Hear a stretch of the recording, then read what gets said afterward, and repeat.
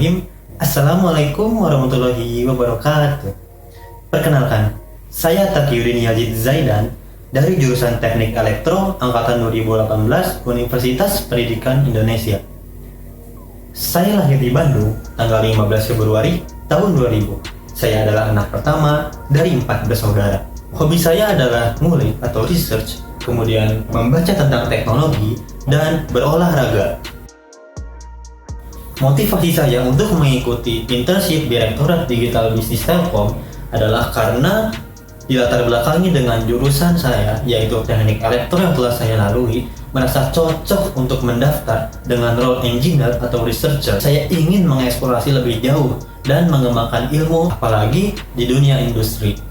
Kemudian, pengalaman riset saya di kontes robot terbang Indonesia atau KRTI memotivasi saya dan membuat saya yakin bahwa internship DDB Telkom adalah kesempatan yang baik untuk saya agar dapat menerapkan ilmu, agar bermanfaat, berkontribusi, dan mengembangkan diri di perusahaan ini. Komitmen saya mengikuti internship DDB Telkom adalah mengikuti internship dengan sebaik mungkin, kemudian bermanfaat, bekerja keras, beradaptasi, dan menjalankan hubungan baik dan komunikasi yang baik antara mentor dan sesama menti nanti. Kemudian menjunjung tinggi nama baik Telkom. Kesibukan saat ini adalah saya sedang mengikuti internship atau magang di kegiatan Kampus Merdeka, yaitu PT Braucol. Magang dilakukan selama 5 bulan dan akan berakhir pada akhir Juni ini. Kemudian kesibukan lain adalah saya sedang menjalankan skripsi. Yang pertama adalah ketika saya mengikuti kontes robot terbang Indonesia atau KRTI tahun 2020. Saya berperan sebagai programmer dan ground control station. Riset dilakukan selama 5 bulan.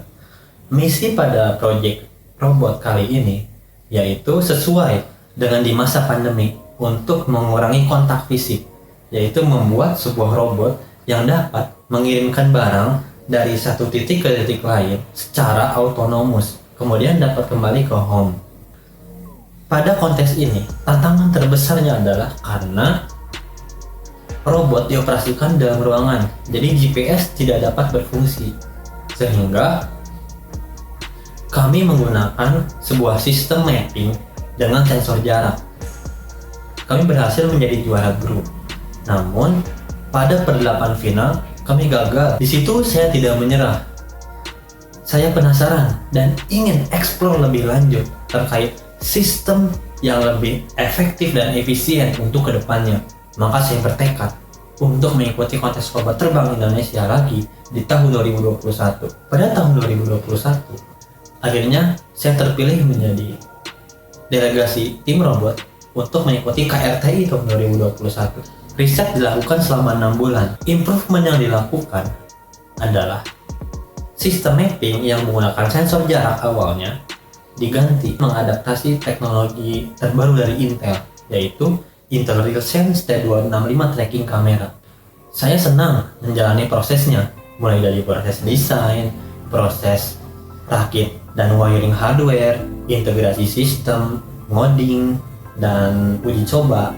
Itu saya merasa senang, walaupun banyak sekali gagal dan kesalahan yang dibuat. Drone crash, drone jatuh, drone rusak, tapi itu tidak menghalangi semangat saya untuk terus berprogres. Saya dan tim mendapat posisi kelima terbesar. Kemudian, proyek lain yang membuat saya terkesan yaitu ketika awal mula pandemi COVID-19. Jadi saya hanya mengikuti perkuliahan daring dan itu terlalu mainstream gitu. Akhirnya saya berkeinginan untuk kembali produktif. Saya dan teman-teman akhirnya membuat sebuah terobosan, yaitu membuat wastafel portable. Jadi wastafel tersebut dapat mengalirkan air secara otomatis ketika ada tangan gitu ya, menggunakan sensor inframerah dan menggunakan microcontroller. Selain itu, kami membuat chamber atau bilik sterilisasi yang ditempatkan di berbagai fakultas yang ada di kampus. Alhamdulillah, proyek tersebut didukung oleh kampus. Kegiatan dilakukan selama 5 bulan.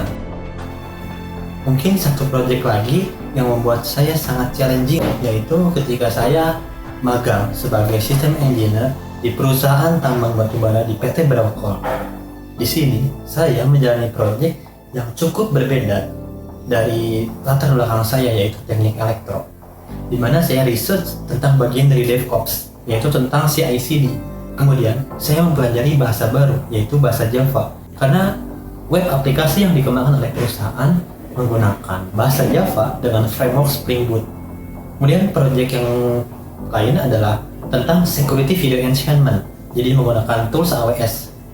Proyek lain di magang ini tentang automated testing.